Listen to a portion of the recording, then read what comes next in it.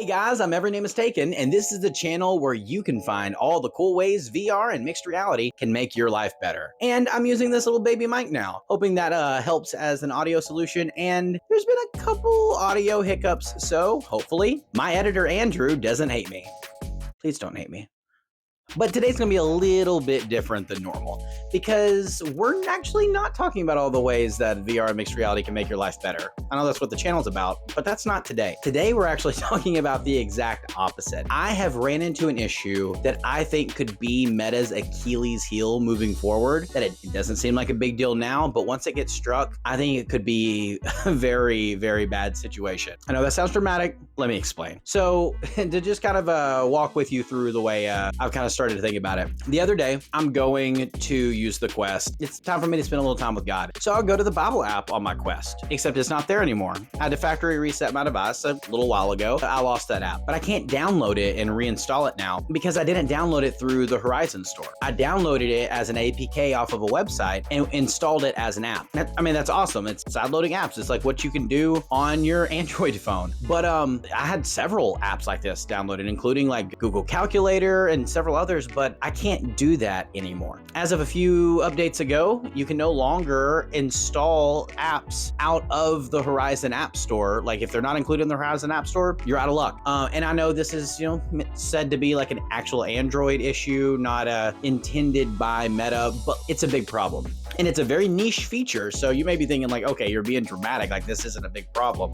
It's a big problem. And the reason is because there are hardly any 2D apps on the Meta Horizon App Store. And I know this is a VR device and a mixed reality device, but more and more people are using these devices similar to the way you would in Apple Vision Pro. Apple Vision Pro has access to all kinds of 2D apps that you can place all around your space. And our 2D apps, the ones we have on our phones, are where we spend our entire lives. When you're going throughout the day, you're spending time on TikTok, you're spending time on different social media apps, you're spending time playing different games that you really enjoy on your phone, texting people back and forth, using Snapchat. None of these are options on the MetaQuest platform. And for those who don't think it's a big deal, because that's not what this is meant for, over the past year, Meta has made it very clear they're trying to make this into a lifestyle device, because as more and more people jump on board, it'll stop being this niche, like gaming and VR device, and become much more of something people are supposed to be using, pretty much daily. And if you can't access where you spend your life, anytime you have this thing on, you're not going to put it on. But wouldn't it be that big of an issue if it weren't for the fact that the competition is getting stiff? The Apple Vision Pro had their app store from day one with thousands of 2D apps that while somebody's enjoying maybe an immersive experience, they could be enjoying one of their apps as well. Google and Samsung, they're releasing their headset very soon from what rumors are saying, and their headset is almost definitely going to have the Google Play Store involved from day one. Now, when somebody's using this, I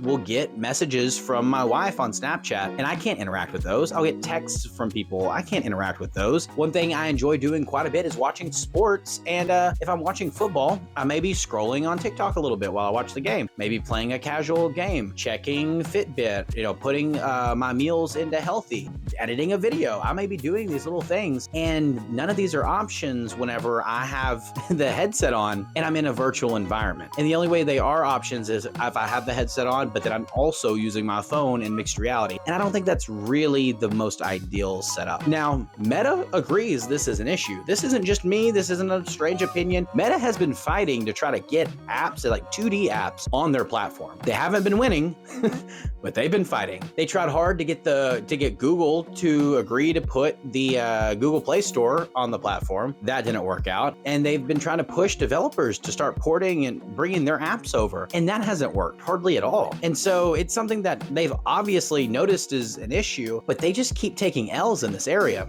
Now, this is also something that I think is a bigger deal because I've seen this situation happen before. 10 years ago, back before all this VR stuff was even like very much of a thought, before Oculus, the iPhone, like 5 and 6 kind of era, I was a huge Apple fanboy. Like, I had eyes for no other phone than an iPhone. I had an iPhone birthday cake for my 18th birthday. The thing is, there was only one phone I'd ever seen that made me think that I may be, I don't know, missing out when it comes to having an iPhone. That phone that made me look the other direction was the Nokia Lumia, a Windows phone. You use a Windows phone right now? No, of course you don't. Because the Nokia Lumia and the Windows Phone operating system failed. The Lumia was a beautiful phone. It came in all kinds of crazy, like, fun colors. It had a massive, amazing camera. It had Windows OS, which was like Windows Mobile or whatever it was called. And it was awesome. Like, all these like colorful tiles and stuff like that. It was so unique and fun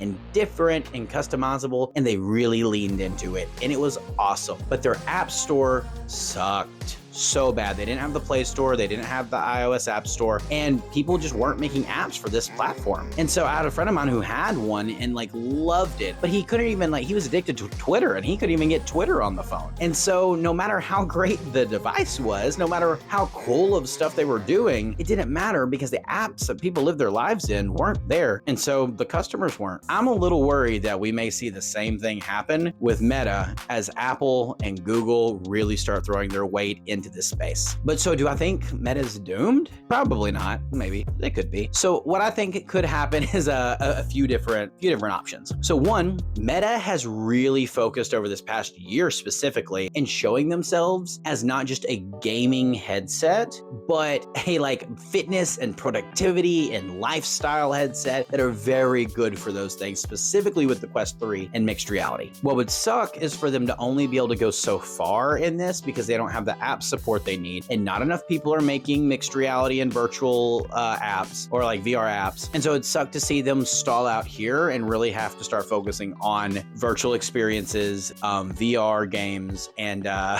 virtual meetings alone. That would stink for this to be the limit of what Meta can be. It's awesome, but it's not going to take them where they want to go. Another thing that could happen is that like maybe they get something worked out with Google. Google Play Store finally comes to the MetaQuest platform. Like, yay! Like, everybody's cheering and excited. The only problem is Google and Samsung are releasing their headset within the next month or two, allegedly, and it would have to really fail and fail hard while Meta succeeds in order for, I think, Google to think it's worth it to put one of their greatest features on the MetaQuest platform. So I don't think it's going to happen. Not unless everything like falls perfectly for Meta and awfully for Google. Another option is them to finally get people to come to the Horizon store and start making 2D apps. I think that would probably take them having to pay people, big apps, to come to the store, and hopefully the party starts, people show up to the party because they're paid to be, and then the people who aren't paid to be see that they want to be there. I think that's a decent option, but really kind of an idea that I've been mulling over is what if they fixed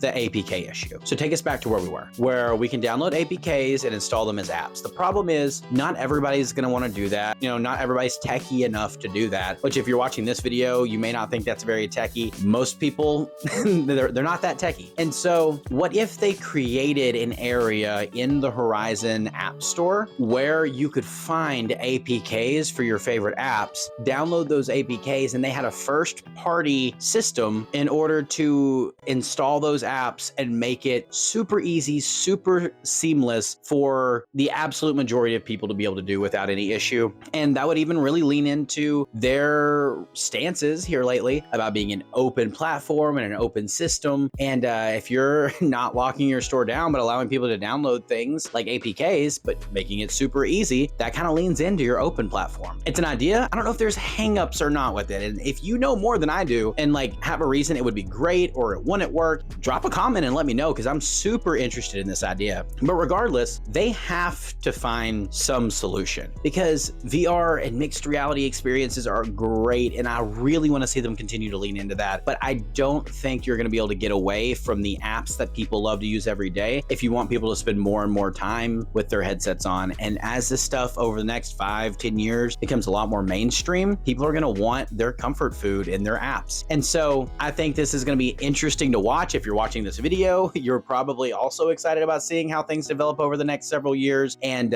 if you are, that's great, because I'm going to be covering it. I'm going to be making videos on the coolest things that's going on. I'm going to be making videos videos talking about all the newest updates and announcements. So if you're excited about the Google and Samsung headset that's coming out, subscribe and stay tuned, interact with the stuff so that YouTube keeps on recommending it to you, because there is content coming on that whenever it drops. If you're interested in Meta's next big update, with them launching the Quest 3S, allegedly, pretty much not allegedly, and all the updates they have, all the exciting directions they're pushing us towards in the future, subscribe, interact with the videos. And if you're looking to support the channel, I do have my Cash App linked down below. That way, hopefully we can get some of the setup increased and maybe buy some headsets, and I'll be able to make better and more informed and higher quality content for you every single time. I thank y'all guys so much for watching. If you're to the end of this video, you are a real one. You're the real fan. And so drop a comment down below into this video and just put I'm a real one. That way I know, yeah, that's a good enough phrase. I'll come up with something better in the future. But anyways, thank you. I love you. God bless. Have a great rest of your day. Gosh, Andrew, I hope the audio was good on this, because I do not want to record this video again. It's a good video. I'm so tired.